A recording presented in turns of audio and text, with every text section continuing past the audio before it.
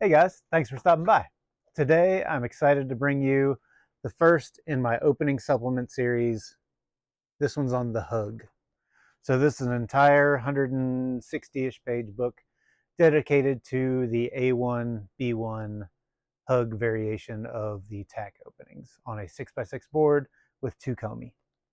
I know that sounds very specific, and it kind of is. Openings are a little bit weird in that they ebb and flow in popularity, and they can even change drastically based on new AI that comes out and finds new theories about opening, or strong players that find things that they like and work for them, or even just a change in kind of the game rules. So as of right now, we're mostly playing with 2 komi, which means that a +2 is added to black's flat score at the end of the game, assuming that a road is not made during the game.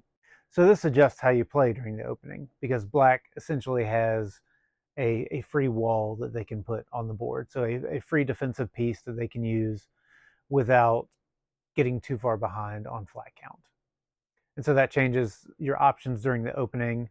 And if we were to amend that to 3 komi or 1 komi or 0 komi, it could drastically change how you play during the opening, what stones you prefer, what strategies and what tactics you prefer during the openings. That's one reason that I didn't want to include them in my main series. In fact, it's the main reason I didn't want to include them. They change over time, and I wanted those kind of level 1 and level 2 to be kind of footholds into the tech community, and the patterns and shapes and things that I present in those are not really going to change. I mean, level 1 has been out. I was looking at the date earlier, been out for almost 8 years now. And the shapes that I named in there, the tenue patterns, things like that, they are still present in the games today. So I feel like keeping this kind of information separate was the right move. So why did I start the series with the hug instead of something like the knight, which is a little more modern, or the center squabble, which is kind of historic? That's early years of tack and still has a place in the opening meta today. I started with the hug because a lot of people have trouble with openings, especially playing as black. So I wanted something that would be applicable to more openings, more board states, take a little bit of the pressure off when playing as black, give a little bit of direction. And since the hug can be played anytime your opponent places your first stone in the corner, which is going to be 99% of your games, you can choose to play the hug. So you might be familiar with my series, Mastering Tack. So we had level 1. That's been out for almost 8 years now. I think about 8 years now. About 150 pages, introduction to tack and my naming conventions for shapes, patterns, 10-use states, which are similar to checkmate states in chess, um, and my method for evaluating the board on a state by state kind of turn. I give these away during beginner tournaments. I feel like it's a good kind of introduction to the space. And then from there, we have level 2, which, as you can see, is a bit chonky boy here, almost 500 pages.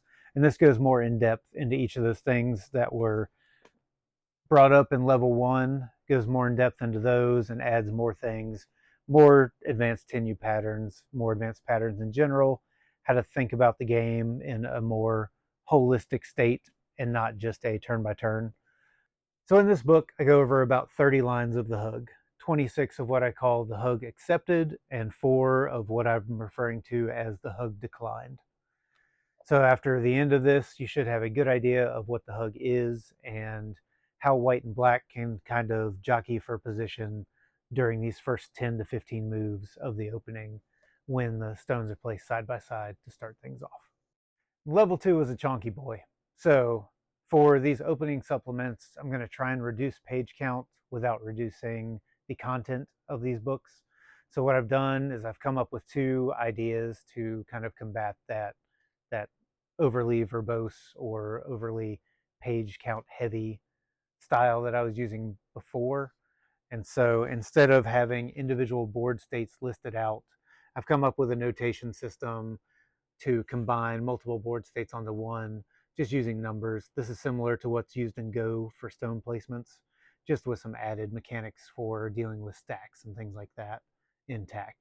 The other thing you can see on the same page, I've added QR codes, and so you'll be able to scan those and take a look at the opening, play around with it, and make your own notes and your own branches using PTN Ninja.